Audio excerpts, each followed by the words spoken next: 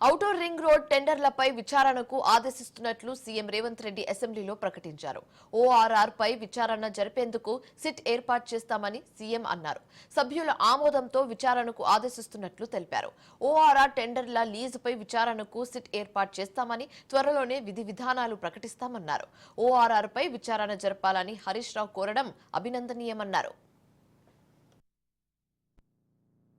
మించి అప్పు పూర్తి చేసి డెట్ ఫ్రీ చేసిన అధ్యక్ష. డెట్ ఫ్రీ చేసిన ఔటర్ రింగ్ రోడ్డుని అప్పనంగా ఆయాచితంగా అమ్ముడు పోయి అమ్ముకొని ఎన్నికల ముందు హడావిడిగా ప్రజలు తిరస్కరించారు, ప్రజలు ఓడించబోతున్నారు, ప్రజలు బొంద పెట్టబోతున్నారని తెలిసి ఉన్నదల్లా తెగ నమ్ముకొని దేశం విడిచి పారిపోవాలన్న ఆలోచనతోనే ఔటర్ రింగ్ రోడ్డుని అమ్ముకున్నారు. మాజీ ఆర్థిక శాఖ మంత్రి, ఎందుకంటే వారు ఆర్థిక శాఖ మంత్రిగా ఉన్నప్పుడే అది అమ్మిండ్రు. ఈ రోజు వారే డిమాండ్ చేసిండ్రు, ఈ ఔటర్ రింగ్ రోడ్ అమ్మకం మీద మీరు విచారణ ఇయ్యండి అని.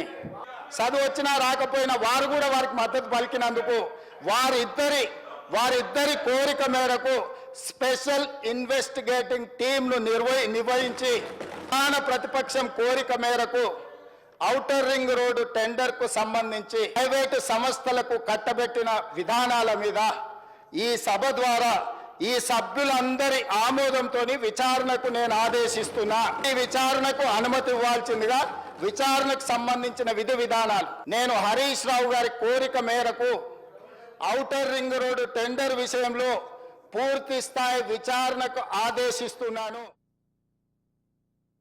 నేను ఎక్కడ కూడా విచారణ వేయమని అనలే. అక్కడ నుంచి బట్టి గారు లేచి వి వెల్కమ్ విచారణ, దానికి మేము వెనకపోము, వి వెల్కమ్. కానీ విషయం చెప్పదలుచుకున్నా అంటే ఎంత కన్వీనియంట్గా ముఖ్యమంత్రి గారు మాట మారుస్తారనేది రాష్ట్ర ప్రజలకు మీకు రికార్డులు చూస్తే తెలుస్తుంది. బట్టి గారు లేచి పదే పదే మీలాగా ఓఆర్ఆర్ అమ్ముకోలేదంటే మీకు అంత ఇష్టం లేకపోతే దాన్ని రద్దు చేయండి, వాపస్ తీసుకోండి అని నేను అన్నా. అయితే ఇప్పుడు ముఖ్యమంత్రి గారు లేచి సరే విచారణ వేస్తామన్నారు, వి వెల్కమ్.